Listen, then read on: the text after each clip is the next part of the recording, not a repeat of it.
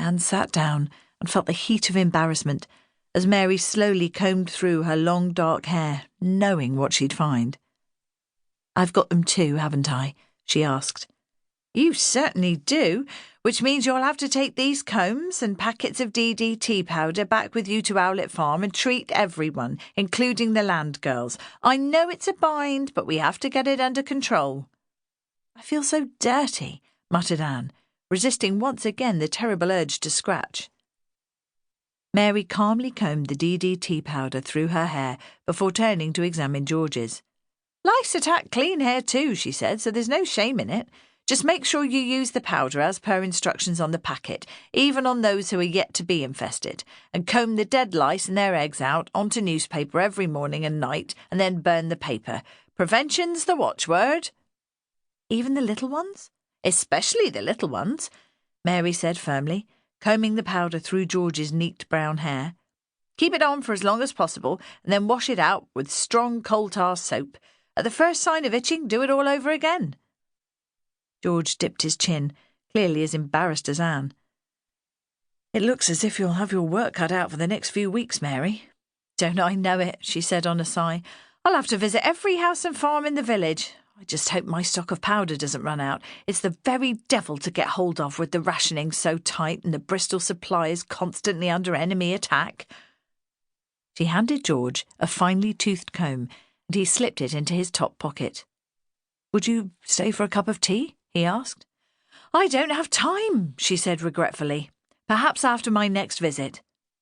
She finished packing her medical bag, then headed out into the brisk wind which was scattering leaves across the now deserted playground. "What about you, Anne? Time for a cuppa before you go home?" He looked so wistful that she couldn't refuse, despite the fact that there was a pile of marking to do once she'd treated the children's hair and fed and bathed them ready for bed.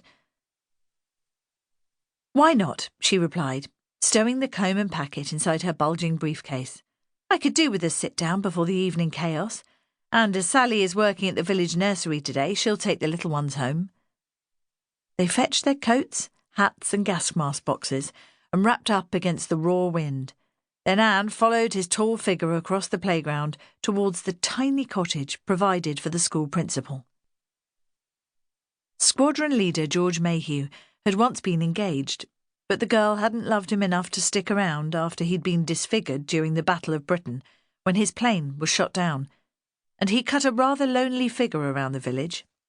He'd come to Barnham Green 6 months ago, straight from the hospital at East Grinstead, where he'd endured months of skin grafts and rehabilitation under the care of the talented surgeon Archibald Mackindoe, and had taken over as head when the previous incumbent had enlisted in the Navy. There had been some consternation at first, for despite the reconstruction of his face, he was still badly scarred, and although there was great admiration for the man, some of the parents were worried his appearance might frighten the children. To her shame, but like so many others, Anne had been almost afraid to look at the terribly burnt tissue on the left side of his face and the tortured waist of his hand and arm, for fear that he might see how much it affected her. But his quiet command and gentle ways soon put everyone at ease, and after the children's initial stares and open curiosity had been satisfied, they no longer pestered him for stories of his time as a Spitfire pilot and how he'd come to be so injured.